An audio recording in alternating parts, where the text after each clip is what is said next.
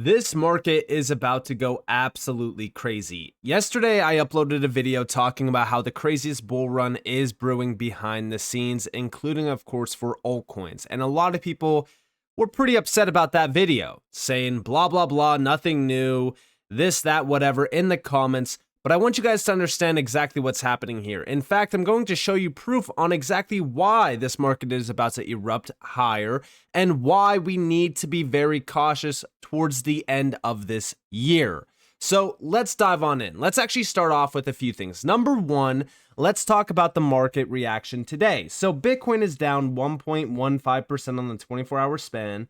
And everyone's upset because altcoins are going with it. A lot of altcoins are actually taking a pretty big hit today. And this is because of how high dominance actually is. But some altcoins are actually showing a lot of strength. For an example, XRP is still up 1.42% today. It did run all the way to about $2.32 before it having a big sell-off. Now that's because, of course, the market did have a nice little sell-off today as well.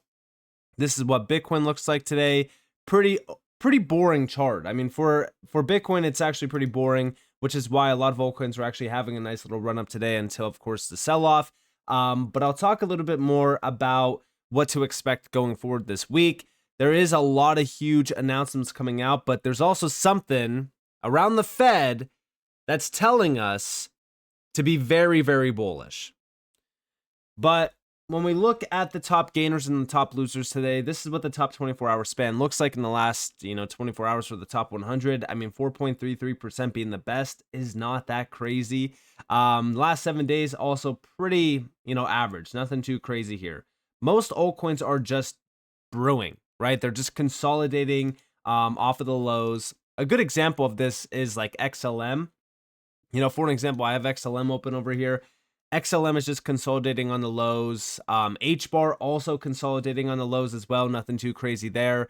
SUI is actually in a pretty good setup here. It does have a higher low. We're just waiting for higher highs to be taken out. I have this on the 2-week chart, but again, on the macro, these things look absolutely beautiful. They're just ranging on major support levels with a nice reaction so far off of the lows. Even HBAR is a perfect example of this.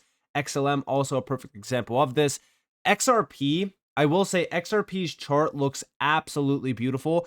This is just consolidating until we see a nice impulse. We already have a nice low back here. We have a higher low, and now we want to take out these highs to create a higher high. Again, I do think that we probably have a nice little run up here to about $2.46. A nice retest of the lows before we go crazy. I'm totally fine if we do avoid this low and we just kind of go crazy on XRP. That is a possibility. We just have to watch for a close above like $2.46 or so. But XRP does look beautiful here. Even the XRP Bitcoin pair, even though we're trading at lower lows compared to some of these lows on the chart so far in 2025 and even going back to the December 2024 low, the main thing that I'm actually looking at here on the XRP Bitcoin pair is the reaction off of this trend. The main thing that we're looking at, because we're on the weekly here, is a break back over this level at about 2,152 sats. We want to clear this level on this chart. That way we can actually start a breakout against Bitcoin. That won't happen, if I'm being honest with you guys, until we start to see Bitcoin dominance get a little bit weaker and we really start to see altcoins breaking out against Bitcoin. That's when we start to really kind of see Altseason really start to show up. That's like the biggest move of the cycle. So we might brew a little bit longer here before we get that big break, but we're already consolidating on the Bitcoin pair while the USD pair is starting to have a nice little move.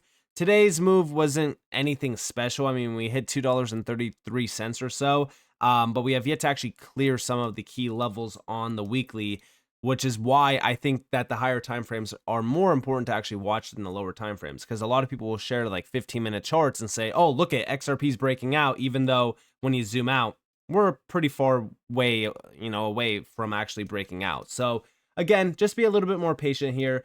But everyone was a little bit panicky today because Bitcoin did drop about 1.2% and altcoins did kind of follow in a huge way. Again, this is because of Bitcoin dominance. This is why I've always stated that, we really need to keep a close eye on Bitcoin dominance for any significant weakness, because right now trading at 65%, any move on Bitcoin does get exaggerated on altcoins, which is why even though Bitcoin only dropped 1.2%, we have some altcoins that are down 3, 6, 8, 10%.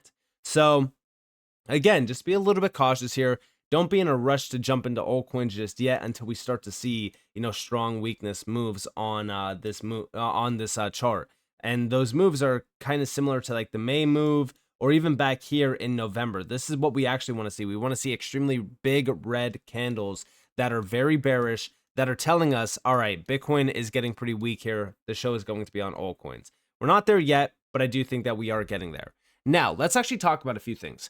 Let's talk about why stocks are making a new all-time high. And also, by the way, so far, very good start to the week. This is what the daily looks like as well for stocks. Stocks continue to rally. We're at 6,200. I stated that the next level on stocks, on the S&P at least, will be 6,960. I do believe that we get there. We're actually a little bit lower now compared to what we were at previously. We're about almost 12% flat away from this level. I do think that this is the next target. And yes, crypto will follow. Crypto typically lags behind stocks. Right now, Bitcoin is not trading at a new all-time high. Most altcoins are not even trading close to a new all-time high. And we're still focused on stocks being the big, mover right now. Crypto follows it. It just takes a little bit of time, but we will also be trading at new all-time highs. Why are stocks making new all-time highs? Well, number one, we're coming off of this V-wave structure, right? We're having a V-wave recovery on stocks, which is very bullish.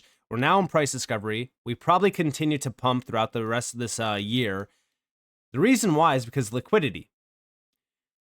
We have the FOMC meeting upcoming in 29 days, 15 hours.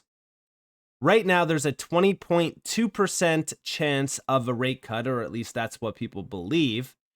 We don't know if we get a rate cut in July. Okay, July it's questionable for a rate cut decision. Is the ammunition still there for the Fed to say, hey, we don't want to cut rates because of tariffs and the trade war and, possibly inflation brewing still? That argument is still there for the Fed to actually utilize. By September, that argument goes out the door. There's actually a 93.2% chance of a rate cut decision in September. This would follow the same exact path that the Fed did back in 2024 as well. I do think that this is a possibility. I think that we probably get a pause in July, then the cut in September. I would love to see a cut in July and September. That would be huge for the markets, but it's questionable on what happens. Why do I think, though, that the Fed is about to cut rates in a huge way? Well, it's because they're already starting to flood the system with liquidity, which is why stocks are actually making a new all-time high. Obviously, stocks were already oversold, and that's why they're bouncing back. But, for a new all-time high, we need to have fresh liquidity. And guess what? We got it. Check this out. This was the first material usage of the Fed's standing repo facility since the end of Q3 of 2024. By the way, this is overnight repurchase agreements. This is bailouts for banks as well. We saw this back in 2023, right? They dipped into this for the 2023 bank collapses, which everyone was so panicky about as well. Guess what? We saw all-time highs after that for a lot of things, okay? Now, we also saw the market around crypto explode. I'm going to share with you guys that insight as well here in a second. But yeah, this is crazy. We're seeing this absolutely skyrocket. And if we go back to March of 2023, this is when the crypto banks started to collapse. This is where, Operation Choke Point 2.0 became like a huge talking subject. Guess what? This is the total crypto market cap. We had a massive V-wave recovery. We continued to break out all the way into April. We sold off a bit, and then we just continued to kind of consolidate up until, of course, October. But the main thing that we were looking at is the reaction that the market had from the Fed bailing out banks again. It's no different today, except this is what the overall chart looks like on the weekly, where we are in a strong wedge here, squeezing on the total just waiting for a big break. I do believe that the Fed is injecting liquidity into stocks to make a new all-time high. By the way, let's go all the way back to March of 2023. Here we have March of 2023. This is the base start of this rally. It continued to skyrocket and make a new all-time high by almost the end of the year. Into 2024, this thing just continued. That's because liquidity was supporting the market. Now we have fresh liquidity entering the market again, and it's not just by repo, facility. This is not just from overnight repurchase agreements. We also know that there's more liquidity to this. I said even over here, the Fed is injecting liquidity silently and everyone is celebrating. We are about to have the last wave hit the market in a big way, but once it crashes, you better have taken profits off the table and de-risk, because yes, we are going to enter a bear market yet again. Yes, we're going to have a massive crash because, again, this is all moving off of Fed liquidity. Here we have the Fed is now providing Wall Street with liquidity through 3 different facilities. Big shout out to the Coastal Journal for this as well. Number 1, the discount window. Number 2, regular asset purchases. And number 3, overnight repo. Here we actually see all of the liquidity injections so far this year. On the bottom, we have assets, liquidity, and credit facilities. This is loans. We could see that skyrocketing towards roughly the beginning of June. Here we also have the overnight repurchase agreements, again, skyrocketing June 30th. And then we also have on the bottom right, that's the assets, other repurchase, and then also the NASDAQ. They have been pushing liquidity into the market. This is showing us that number 1, the Fed is propping up markets in a huge way. Number 2, liquidity is flooding the markets, which is going to impact even crypto. And number 3, I do believe that this is going to lead to a rate cut decision because it's easing money. Here we have over here. This is from Logan Jackson. We have liquidity. More liquidity equals cheaper borrowing, equals more risk taking, equals higher asset prices. It's not complicated. When money is easy, markets go up. Inflation may not manifest immediately at the grocery store, but it propels asset prices, encourages risk taking, and generates an illusion of stability. The market continues to thrive as long as the music plays, but eventually someone pays the price. Stay informed, the game isn't free. And yeah, it's not free. But what's crazy about this is that the Fed is going to continue to do this as long as they can do it at cheap borrowing. They won't be able to do that until they cut rates even more. So far in 2025, we had 0 rate cuts. The Fed is injecting liquidity. This is a huge signal that they are going to cut rates. It may not be in July, but September will definitely be a big month to watch for a rate cut decision. If we get one in July, though, expect much more liquidity to flood the market from the Fed. And yes, this is going to lead to inflation hitting the markets again, which is why I said that probably by the end of this year into the beginning of 2026, you will want to be taking some profits off the table 100%. Now, when it comes to Bitcoin, Bitcoin is still ranging here. We're still just kind of in this wedge. This is what the next target looks like, 120K. We're still waiting for a much larger break above this. We already kind of retested it, but we lost the trend today with the sell-off. I still believe that we're going to see Bitcoin break out in a huge way very soon, just to catch up the stocks. Stocks and Bitcoin, listen, these two follow each other very, very close. And when I say these two follow each other, Bitcoin mainly follows stocks. So whatever stocks are doing, Bitcoin will follow. We are just brewing here, waiting for that move to actually show up. I do think that we probably get it by the time, I would say by the time that we get this weekly candle close. So within 5 days, we will probably be trading significantly higher on Bitcoin. But outside of Bitcoin, I'm mainly looking at altcoins, because altcoins against their Bitcoin pairs are starting to show a little bit of, a little bit sign of life. Okay. And that's because the total 3 against Bitcoin is starting to have a nice little impulsive move off of this trend. We have yet to actually break out of this. We haven't broken out of this at all. And I mean, this has been selling off since going all the way back to 2023. Technically speaking, this did hit a high back in October of 2022. So this chart is just brewing for a much larger move, very similar to the past previous moves. Like, for an example, here we have 2018's high, sold off massively all the way into 2020. Then 2021, this thing just skyrocketed all the way into, of course, 2022. We're watching this closely for another big move like the 2021 timeframe, where altcoins just skyrocket against Bitcoin.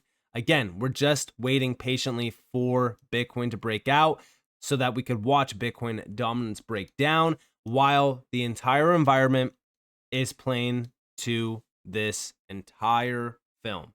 The film is that we're going to see the markets trading significantly higher because the Fed is now injecting liquidity. The Fed injecting liquidity is a huge sign that they're going to cut rates within the next at least 3 months. And within that, the markets are going to go absolutely nuts.